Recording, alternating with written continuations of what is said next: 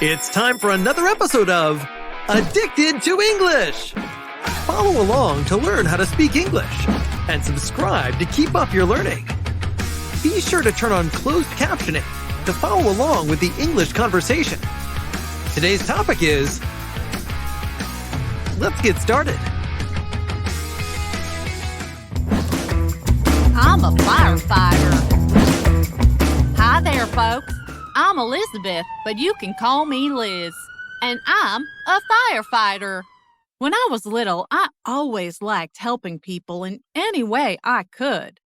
I'd help friends with their homework. I'd help my dad with repairs around the house. I'd help the old lady next door by carrying her groceries.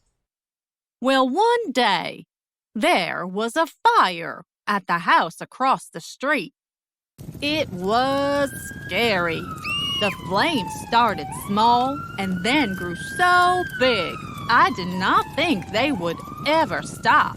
When the firefighters arrived, I watched them bravely run into the burning house. They wanted to make sure there was no one in there. I knew there was a man and a woman who lived there with a dog. When I saw the firefighters carrying out the little dog, I just knew I wanted to be a firefighter. I went to school the next day and told everyone that I was going to be a firefighter when I grew up. Sadly, many of the kids said I could not be a firefighter because it's a man's job. I thought to myself, I will show them. I have been fighting fires for 5 years now.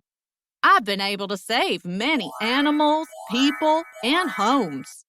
There is nothing more rewarding than this job, except maybe proving to the bullies at school that you don't need to be a man to be a firefighter. In fact, there are many women in my firehouse, and we are just as strong as the men. We work out and eat healthy to keep ourselves in good shape. Fighting fires can be scary, but knowing I am helping people makes it all worth it. Do you want to learn more about careers that help people? Leave a comment below.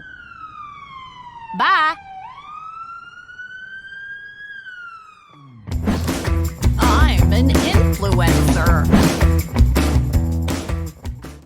Well, hello there, my friends. I know what you must be thinking. I'm old, so how could I possibly be a successful influencer?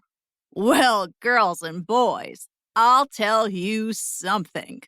This 80-year-old grandma has still got it. I'm going to share with you the story about how I became a grandfluencer. Get it? Grandma, influencer, grandfluencer.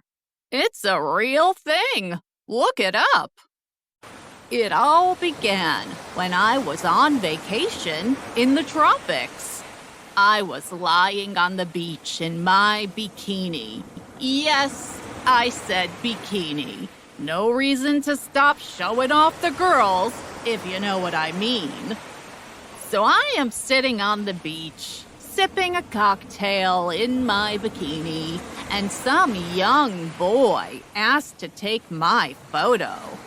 He was a cutie, and I was flattered. So of course, I said yes. The following day, my granddaughter called to tell me I was famous. I was all over that tickety-tock thing all the young people use these days, and all over YouTube. Well, gee whiz, I felt pretty special, and I decided to start my own channel. I was posting mostly tips about how to look and feel young and sexy at any age. Don't get the wrong idea, boys. It was all G-rated. And the next thing I know, I have tons of followers. I'm getting stopped on the street by strangers saying, "Granny, we love you." And my DMs were blowing up. Oh my. Shortly after, all kinds of companies wanted me to help sell their products or services. Travel companies, because of my bikini pics, of course. Skincare, 80 years old is the new 50 years old because of me. Clothing, food, you name it, I influence it. When the money started coming in, I knew I was onto something. I've done a lot of things in my life, but being a grandfluencer has certainly been the most fun.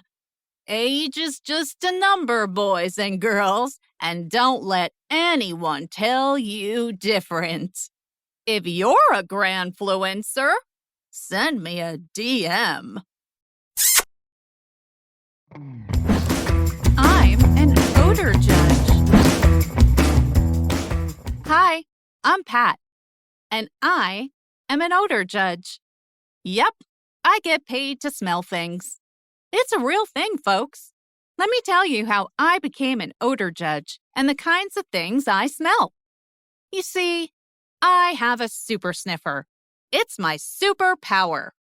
I have always had a sensitive nose. Sometimes it's a good thing, and sometimes not so much.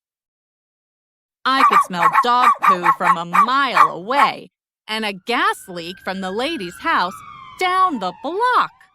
But when I began to harness the power of my super sniffer and focus my energy on using my sniffer for the good of all women and men, I became an odor judge.